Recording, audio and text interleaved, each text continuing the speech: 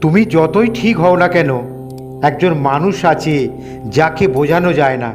একটা ছোট গ্রামে থাকতো রাহুল নামে এক যুবক।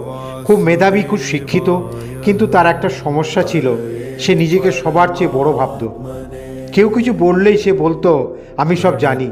একদিন গ্রামে বৃদ্ধ গোপাল কাকা তাকে বললেন, বাবা, জ্ঞান থাকলে মানুষ নত হয়। রাহুল হেসে বলল, এসব পুরানো কথা। দিন গেল, সময় বদলালো।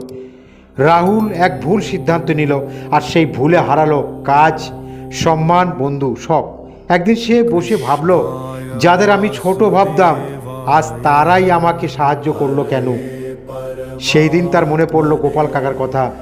ঠিক তখনই যেন ভগবান শ্রীকৃষ্ণ কণ্ঠস্বর ভেসে এলো, জ্ঞানীকে বোঝানো যায়, অজ্ঞকে বোঝানো যায়, কিন্তু অভিমানীকে কেউ বোঝাতে পারে না। তাকে বোঝায় শুধু সময়। আর সেই দিন রাহুল বুঝলো যে সাহায্য হৃদয়ের আনন্দ থেকে আসে, সেটাই সত্যিকারের সেবা, বাকিটা শুধু দেখানো। এক কথায় বলা যায়, অহংকার ভাঙে কথায় নয়, ভাঙে সময়ে। ভিডিওটি ভালো লাগলে লাইক, শেয়ার, সাবস্ক্রাইব করুন। So thank you so much and God bless you.